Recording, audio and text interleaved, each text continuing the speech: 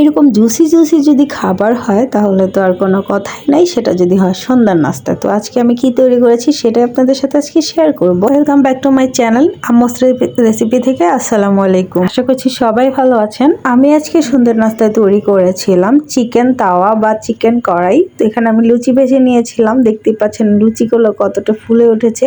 আর আমি লুচির কোনো রেসিপি দিই নেই। আর পরিবেশনটা হচ্ছে সামান্য কিছুটা পেঁয়াজ দিয়ে আর মরিচ দিয়ে আমি পরিবেশন করে নিয়েছি। কে কোথায় থেকে আমার রেসিপিটা দেখছেন অবশ্যই কমেন্ট করে জানিয়ে দিবেন।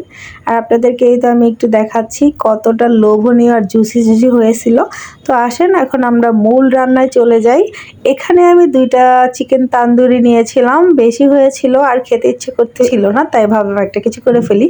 তো প্রথমে একটি প্যানে আমি পরিমাণ মতো তেল দিয়ে নেব।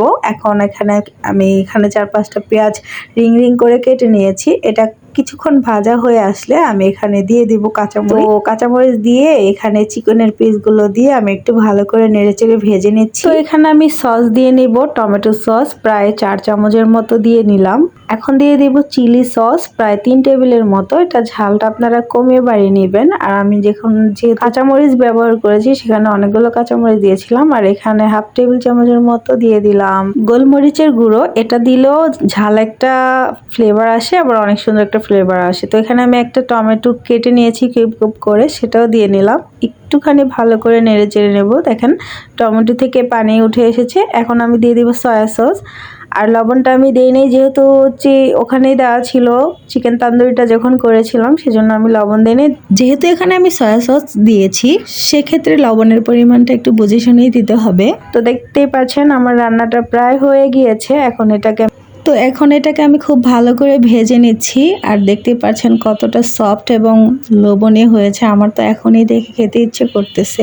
তো আপনারা কে কে এইভাবে ওয়েস্ট করা জিনিস দিয়ে খুব ভালো কাজে লাগিয়ে নেন। এই তো এখন আমি পরিবেশন করে নিচ্ছি।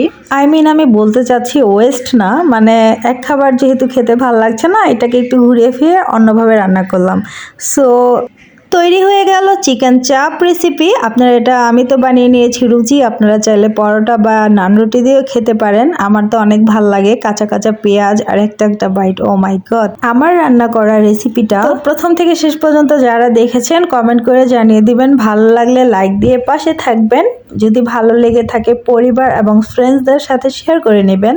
এখনো যারা আমার চ্যানেলটিকে সাবস্ক্রাইব করেননি অবশ্যই সাবস্ক্রাইব করে নেবেন। আর যদি আপনাদের আরও কোনো রেসিপি লাগে অবশ্যই কমেন্ট করে আমাকে জানিয়ে দিবেন। নতুন নতুন রেসিপি দেখার জন্য আমার চ্যানেলের সাথেই থাকবেন। এই প্রত্যাশা নিয়ে আজকের মতো বিদায় নিচ্ছি। ধন্যবাদ সবাইকে।